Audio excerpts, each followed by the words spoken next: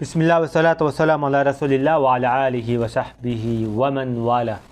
Muhammed İbni İsmail el-Bukhari rahmetullahi aleyhinin Sahih Bukhari namlı kitabındaki dersimizin devamında Kitabul İlim hakkında toxtalyapmiz. Bugünkü bu babda İmam Bukhari şundaqdaydı. İlim bilen özün avazını kötüygen yoki ilim yetkizish jarayonida, ilim bildirish jarayonida ovozni yuqori ko'targan odam haqida dedi. Undaqda bu nim degan gapdi deganda 60-hadisda bizga Abu Nu'man Arim ibn Fazl degan kishi hadis so'zlab bergan edi dedi İmam Bukhari. Abu Nu'man kunyasi bo'ldi, ismi Arim ibn Fazl. Bu İmam Bukhari'nin ustozi. Bu kishiniki tarjimali boshda o'tdi. Bu kishi deydi bizga Abu Awan hadis so'zlab bergan edi dedi. Bu kishining ismi Vazzah ibn Yashkuri. Bunun tarjimalini boshda o'tgan. Bu zot deydi hamda Abi Bishrdan hadis so'zlab rivoyat qilganda. Bu kishiniki ismi Ja'far ibn Iyas al-Yashkuri nomi bilan yoki Abi Vahshiya ibn Abi Vahshiya nomi bilan mashhur. O'zi Vasitda yashagan, Vasit ta'zir qilmish Bag'dodniki doirasida, Bag'dodga yaqin bir yerda Hajjaj qurgan shahar. Ulamolar bu kishiga baho bergan vaqtida Imom Ahmad, Yahya ibn Ma'in, Abu Hatim qatorliq ayni vaqtdagi donliq hadis olimlari bu kishi ishonchlilik deb sifatlagan bo'lsa, Ibn Sa'd Ato'aytdan bu odamni hadislar ko'p ishonchlik odam degan so'z bilan baholagan. Bu kishi 124-yil o'lib ketgan ekan. Bu kishi deydi hamda Yusuf'dan hadis rivoyat qilyapti-da. Yusufning ismi Yusuf ibn Mahik ibn Behzat. Bu kishiniki ismdan chiqib turyapti-da, o'zi Paris adam. Paris, ha? Lekin o'zi shu Parisdan Xurason shu tarafdan kelib Makka yashagan, shu Makki nomi bilan mashhur. Bu kishi nurg'un sahobalarga uchrashgan, sahobalardan hadis rivoyat qilgan, jumladan Abdullah ibn Umar, Abdullah ibn Amr ibn As, Ayşe annemiz qatorliq bundan boshqa nurg'un sahobalar, hatta o'zining dadisimi muhaddiskan, mahik degan odam. Endi ulamolar baho berganda bu odamning ishonchlilik degan bahoni bergan. 113-yilda o'lib ketganligi xotirlangan. Endi bu zot Abdullah ibn Amrdan hadis rivoyat qilyapti. Abdullah ibn Amr ibn As shu. Bu kishining tarjimalini boshda o'tdi chiqatdim. Endi bu sahoba deydi, payg'ambarimiz ma'lum bir safarda bizdan kechikib qoldi deydi. Ba'zi rivoyatlarda bu safar aniq bayon qilingan, ya'ni Makka dan Madinaga qaytmoqchi bo'lgan oraliqda dedi.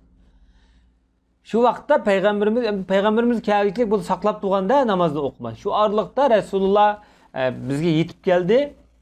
Namoz bizni noatni charishtirib qo'ydi deb iborat ishlatibdi.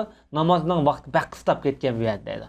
Biz tarat elayotdik shu jarayonda. Rasululloh biz tarat elayotganda Rasululloh keldi dedi. Biz putlarimizga masih qilib o'tdik dedi bu yerda. Endi bu yerdagi masihni bir qism ulamolar putni yuvishdan burun masih qilish yo'lliq edi putqa deb bunda deb qaragan. Masalan, jumladan Imom Tahoviy rahmatullohi alayh. Ammo ko'p sonli ulamolar yo'q, putqa masih qilish azaldan yo'q. Bu yerda endi putlarga masih qilib o'tdik degini bularniki. Putlarga masih qilgandek bunda oddiy anda qiliblam putlarimizni bunda qo'limizni tekkizmaylam sepaplam yuvayotgan to'q degan iboratni ishlatgan. Chunki namozning vaqti qisqab qolgandan keyin bular oldirab shu shupla qo'llari bilan shu oqda yuvgan deydi putlarni.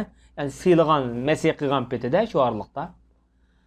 Lekin shu hamda asr namoziniki vaqti ekan shu vaqtlarda. Asr namozining vaqti baq qistaydi-ku ko'pincha. Shu orliqda payg'ambarimiz yuqori ovoz bilan to'ldi. Endi yuqori ovoz bilan so'z qilish, endi masalan bozorlarda cheklangan bo'lsa-mu, ommaviy so'rinlarda, adab axloq nuqsidan.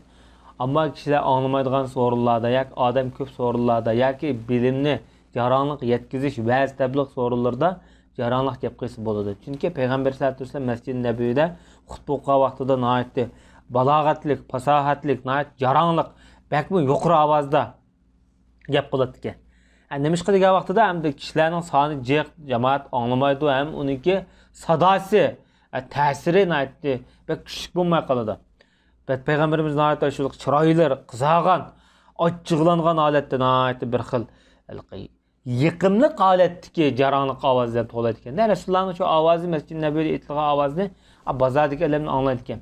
U bozor nada degan vaqtida payg'ambarimizning hozirgi masjidning g'arbi tarafida bir bozor bo'lgan. Payg'ambarimiz o'zi mush yahudiylarniki monopolliqdan qutulish uchun tunji kelib Madinaga kelgan vaqtida masjid bilan birga payg'ambarimiz bozorni sog'gan. Şu bazardaki adamlar anlattı dedi. Bu bazarın ağırlığı Peygamberimizin Mescid-i Nebevi ile bazarın ağırlığı 5-600 metre etrafında. Demek şu ağırlıkta avaz yetettikende ondaqda ilimni başqalarga yetkizish jarayonida ehtiyojga qarata yuqori ovozda gap qilsak bo'ldi demoqchi. Shu yuqori ovoz bilan Peygamberimizdan jarangliq to'labdi-da. Vaylun lil aqabi minan nar deb. Ya'ni bu topallarga davz vaylun degan davzax bo'lsin deb. Bu yerda vaylun degan gapni ulamolar bir necha xil tushunchalar tushungan. Ba'zilar bu davzaxdagi bir jilg'i bo'lib, bu yerga bu vaylun degan jilg'iga davzaxda ay Quram toshlarni, tog'larni tashlaversa suvda erib ketadi deb qaragan. Ba'zilar yo'q, bu mushu davzax ahliniki qon jiringlari deb mundaqmi tafsir qilgan. Ba'zilar bo'lsa bu unda bir azobliq, bir halokatlik ahvollarni bildiradigan kalima deb qaragan. Qandaq bo'lishidan qat'iy nazar bu yerdagi vaylun kalimasi shu ishniki naqadar xatarlik, bir halokatlik bir ish ahvol ekanligini sifatlaydigan, ta'riflaydigan bir ahvol. Bu topallarga davzax bo'lsin deb Peygamberimiz 3 qatim takrorlab deb ketdi. Hani bu yerdagi qandaq topalliq kishilarga bu davzax vaylun degan davzax munosib degan vaqtida bu taratda putni chalib yuydigan. Bu yerdagi kishilar hamda putlarni chalib yuyib bilan su ravrs yetmagandan keyin topallari vildilab qolgan ekanda, su yetmagan yerlar. Peygamberimiz shuni ko'rib shunday degan. Chunki ba'zi ba'zi rivoyatlarda topallari chalib qolgan deydi shu kishilarni. Shu vaqtida Peygamberimiz mush hadisini deyish orqali bu azob bilan ogohlantirgan. Chunki bu taratda putni yuvish farz amallarning biri. Demak, put yuvilmasa, ravrs yuvilmasa bu tarat bo'lmaydi, o'qigan namoz bo'lmaydi. Ve sallallahu ala nebiyyina Muhammed ve ala alihi ve sahbihi ecmaîn.